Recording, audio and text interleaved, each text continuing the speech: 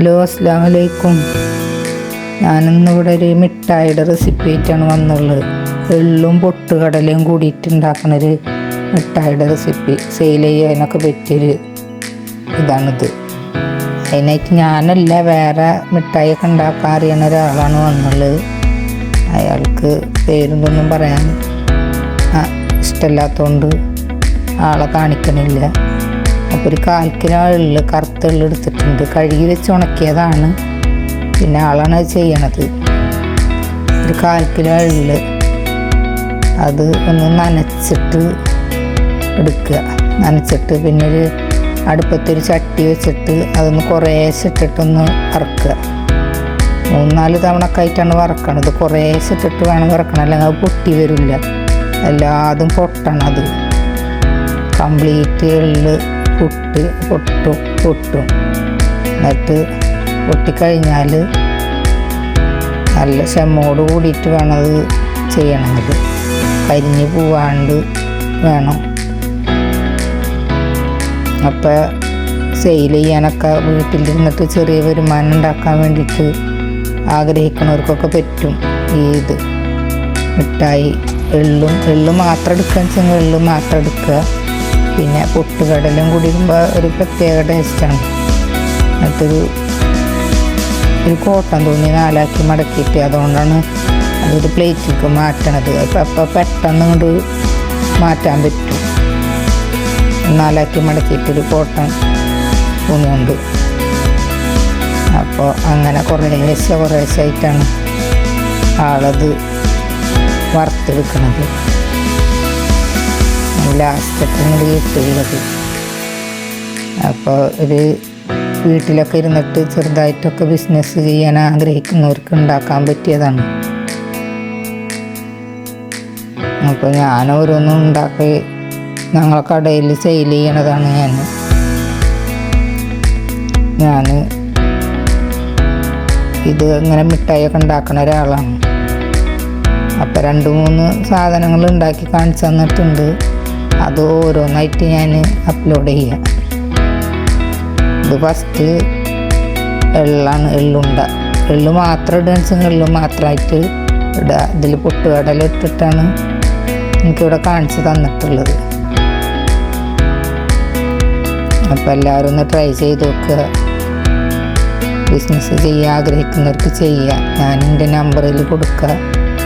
എന്തെങ്കിലും കൂടുതലായിട്ട് അറിയണമെന്നുണ്ടെങ്കിൽ ചോദിക്കുക.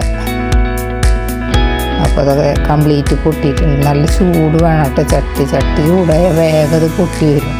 കരിയാനും പാടില്ല. കരിഞ്ഞാൽ അതിൻ്റെ ഇത് കരിഞ്ഞ ഫ്ലേവറാവും. അപ്പോൾ ഒരു ചട്ടകം കൊണ്ടൊക്കെ എടുത്താൽ പെട്ടെന്ന് കിട്ടില്ല.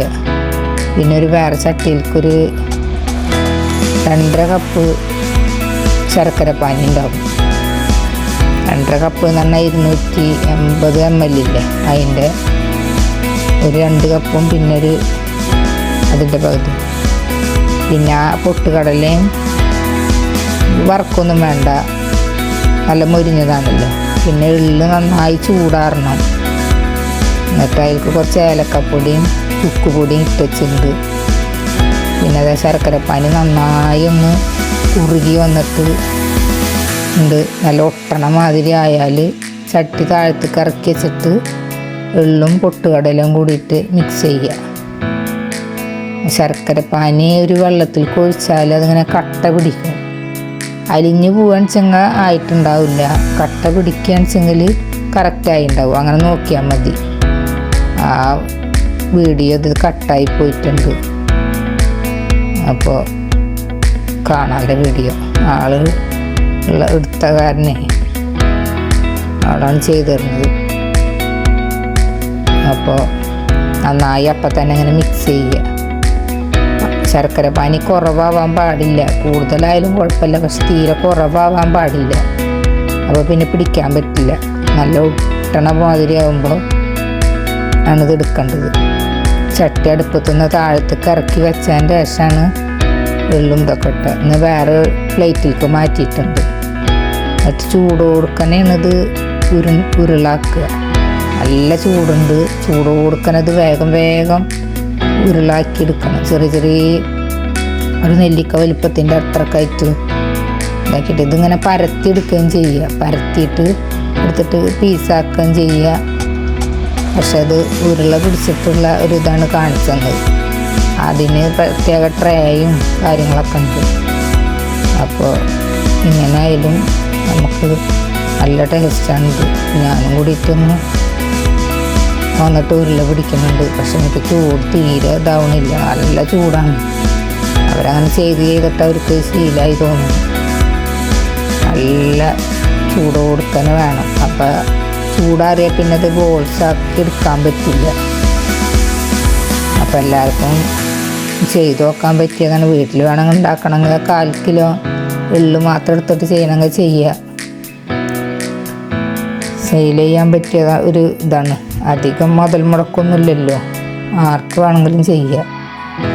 എവിടെയെങ്കിലും 10 കടയിൽ കൊണ്ടുകൊടുത്താൽ, പാക്കറ്റാക്കി കൊടുത്താൽ ആരും വാങ്ങിക്കും. ചെറിയ റിസ്ക് ഇല്ലാത്തൊരു പണിയാണ്. അപ്പോൾ ചെയ്യാൻ അറിയണവർക്കൊക്കെ സുഖമാണ്.